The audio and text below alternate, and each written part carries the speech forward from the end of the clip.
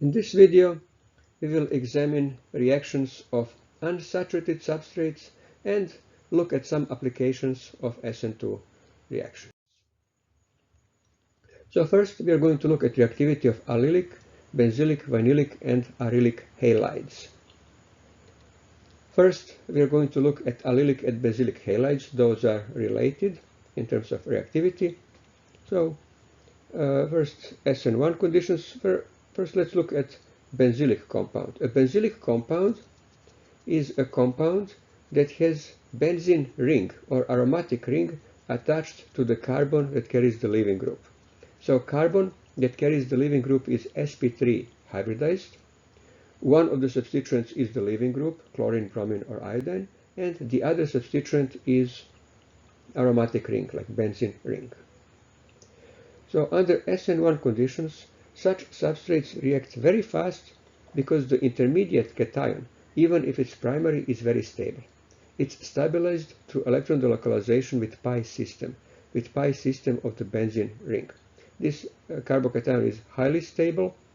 Its stability is very similar to that of tertiary carbocation, so it forms readily and then reacts with nucleophile to give, in this case, oxonium ion, and upon deprotonation, final product.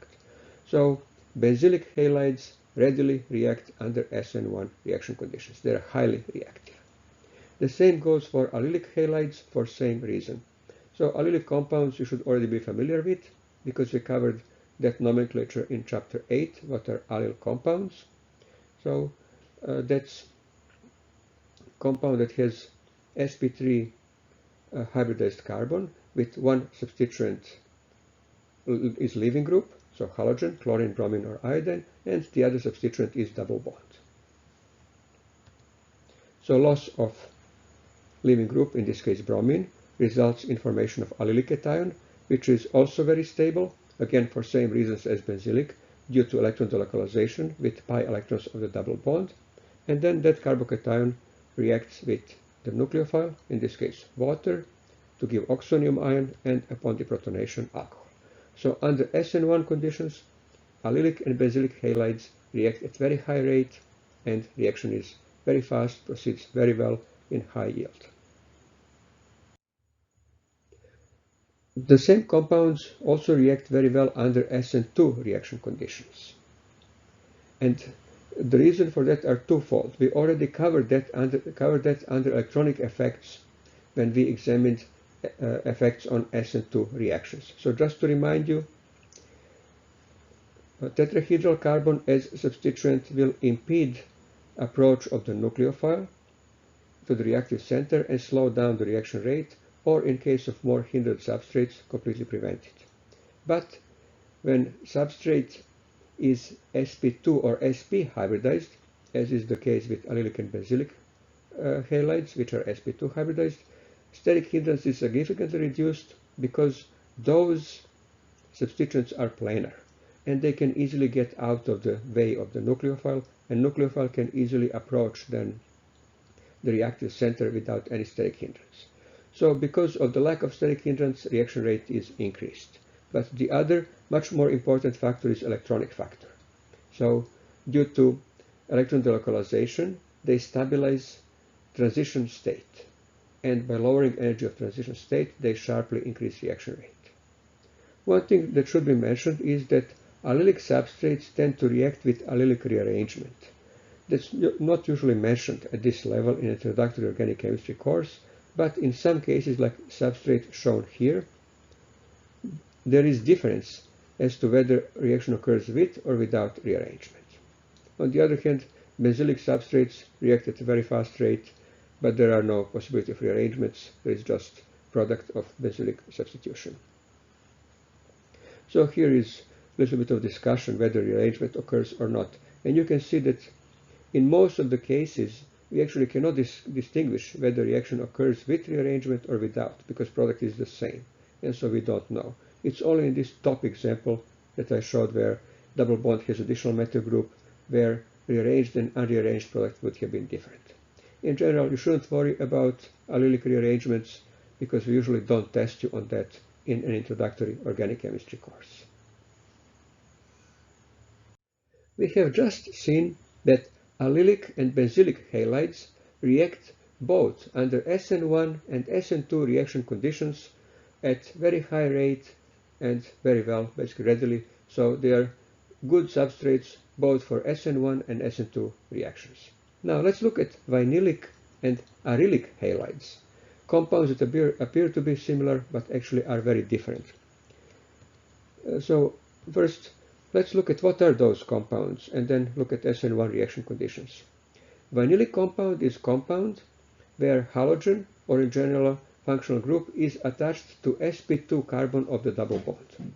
And arylic compounds are compounds where functional group is attached directly to sp2 carbon of the benzene ring or aromatic ring in general.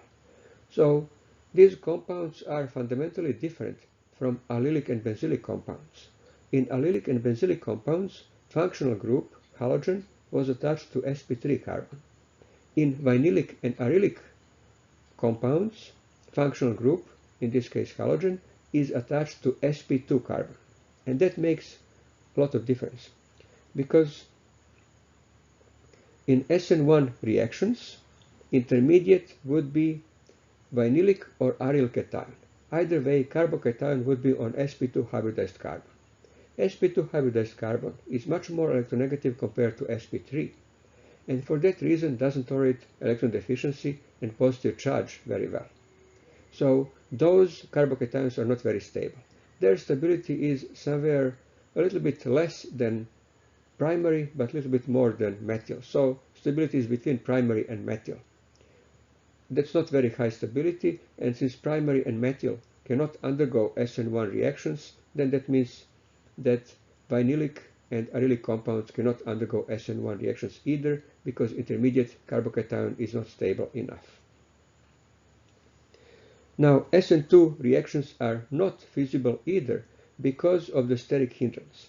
In vinyl halide, approach of the nucleophile is prevented by steric hindrance from the hydrogen atoms. And also nucleophile is in addition repelled by presence of additional pi electrons. And similarly, in aryl halides, backside attack of nucleophile is not possible because nucleophile would have to come from within the ring.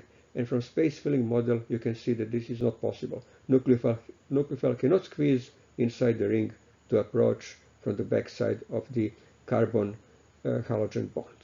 So vinylic and arylic halides are completely unreactive. They cannot react under either SN1 or SN2 reaction conditions. So completely different classes of compounds and completely different reactivity, or lack of it. Now we are going to look at application of substitution reactions, specifically SN2 reactions in organic synthesis. First, we are going to look at Williamson ether synthesis. This is an old 19th century reaction. When Williamson introduced it, of course, mechanism wasn't known.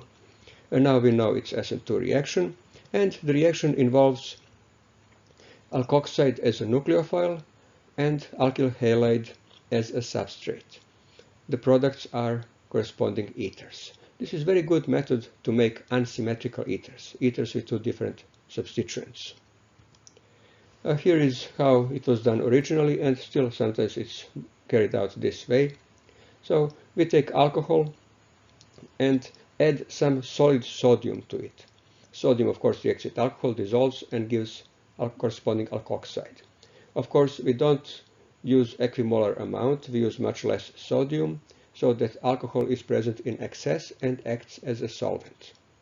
In this example, ethanol reacts with sodium to give sodium ethoxide, and remaining ethanol is solvent. So now we have solution of sodium ethoxide in ethanol. Then in the second step, we add alkyl halide, in this case 1-bromopropane, and the product is ethyl propyl ether. More modern method involves use of sodium hydride as a base.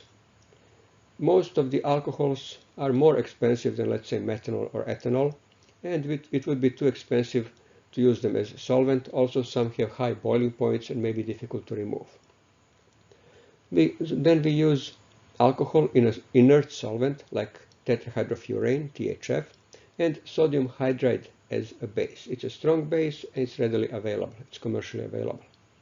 So sodium hydride reacts with alcohol to give corresponding alkoxide, and then in the second step we add alkyl halide, in this case bromoethane, to the solution, and product is corresponding ether, in this case cyclohexyl ethyl ether. Reaction works very well, but in some cases only one combination can work. Of course, if we are preparing unsymmetrical ethers, there are always two possible combinations of alkoxide and alkyl halide that we can use. But in some cases, only one combination works and the other doesn't. And of course, you should know when that is the case. So, for example, if we want to prepare ethyl phenyl ether, we can prepare phenoxide from phenol, sodium phenoxide, and react it with, let's say, bromoethane. That reaction would work very well. Phenoxide is strong nucleophile, and bromoethane is primary alkyl halide, so that reaction works very well. On the other hand, reaction where we would reverse the roles, so you would use a bromobenzene as alkyl halide, and ethoxide, like sodium ethoxide, would not work because bromobenzene is an arylic or aryl halide, and carbon that is attached to bromine is sp2 carbon. So aryl halides, or in general sp2 carbons attached to halogen, do not work in these reactions, so there will be no reaction. So only one combination in this case works. And that's the first combination. In the second case, there will be no reaction. Sometimes both combinations work, but one is better than the other. So let's consider preparation of ethyl isopropyl ether. So in this case, we can react ethoxide with 2-bromopropane, or we can react propoxide with bromoethane. Well, in this case, first reaction is not very good. Second reaction would work better. First reaction is reaction on secondary substrate. Although secondary substrate, secondary bromide, secondary alkyl bromide works in SN2 reactions, reaction works much better if we use primary alkyl bromide. And bromoethane is primary, while 2-bromopropane is secondary, so second reaction is preferred. So in this case, both reactions would work, but one is better than the other. And then finally, there are cases when we simply cannot prepare desired ether. For example, if we want to prepare tertiary butyl ethyl ether, we can try reaction of tertiary butoxide with bromoethane. Product would be formed in very low yield because tertiary butoxide is very weak nucleophile. It's not a good nucleophile. And so this reaction would proceed in very low yield. So we really wouldn't want to do it. But on the other hand, if we try to reverse the roles and try to do reaction on to do reaction on tertiary butyl bromide with ethoxide, then that reaction would not work at all because this is tertiary substrate and Williamson ether synthesis is SN2 reaction. SN2 reactions don't work on tertiary substrates. As you will learn in chapter 14, in this case only elimination reaction would occur. So to prepare this ether, actually would use different method. You would actually carry out simply addition of alcohol to an alkene. You know that from chapter 9, so you may want to review chapter 9 and figure out how would you prepare this ether. Another application of substitution reactions, SN2 reactions to organic synthesis, is actually something we covered already in chapter 10. That's synthesis of alkynes, so we'll only review it. In chapter 10, you didn't know this was an SN2 reaction, but actually it is. So this is a reaction where a terminal alkyne in a reaction with a strong base, like sodium amide, or in this case sodium hydride, is converted to corresponding acetylide. And then that one acts as a nucleophile in reaction with alkyl halide. So now you can see that this is an SN2 reaction. So carbon displaces in SN2 reaction leaving group halogen to give an internal alkyne. In general, this reaction works very well, and we have already covered that extensively, and various internal alkynes could be prepared. But method does have limitations, and it does not work on tertiary alkyl halides. So this is new information. now that you know that mechanism is SN2, you should be aware of it, that reaction does not work on tertiary alkyl halides because SN2 reaction does not work on tertiary alkyl halides.